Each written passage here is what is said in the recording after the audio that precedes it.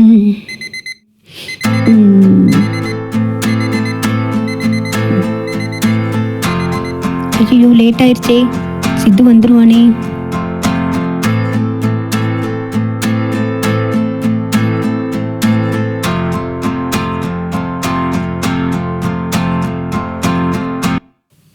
நீயோட 17 வருஷம் ஆச்சு நீ என் கையில் கடிச்சு.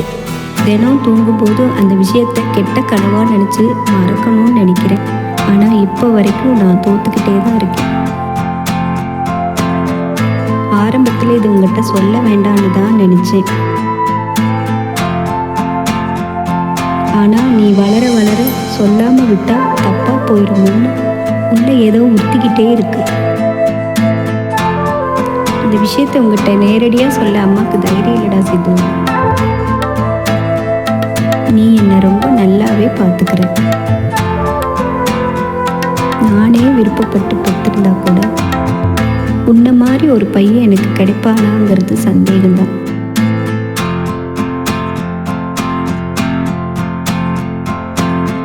இருந்தாலும் உன்னோட பிறப்பை ஏற்றுக்கிற அளவுக்கு உனக்கு இன்னும் பக்குவம் வரல.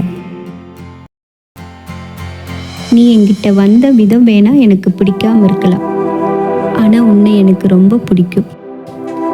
இதெல்லாம் ஒரு நாள் உங்ககிட்ட சொல்லி அழுது உனக்கு புரிய வச்சு என்னையும் எனக்கு நடந்த கொடுமையும் ஒரு வழியாக நீ புரிஞ்சுக்கிட்டேங்கிற சந்தோஷத்தில் மடியில் படுத்து தூங்கணும், எந்த பயமும் இல்லாமல் நிம்மதியாக.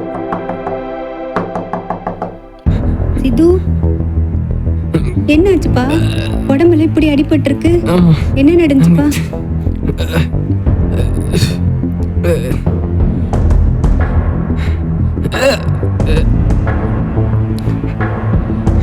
என்னாச்சுன்னு சொல்லுப்பா. எங்க பஞ்சு இருப்பா, வர.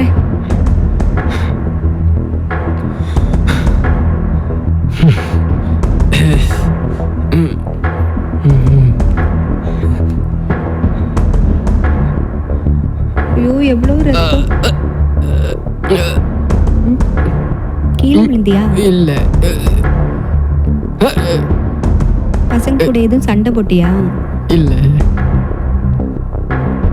எதுவுமே சொல்லாம இருந்தா எப்படி? கோச்சிங் கிளாஸ் போறேன்னு சொல்லிட்டு போனேன். இப்படி உடம்பெல்லாம் அடிபட்டு வந்திருக்க, என்ன ஆச்சு, என்ன நடந்தது சொன்னாதானே தெரியும்.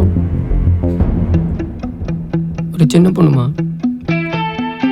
ஒரு 8 வயசோ 10 வயசோ தான் இருக்கும்.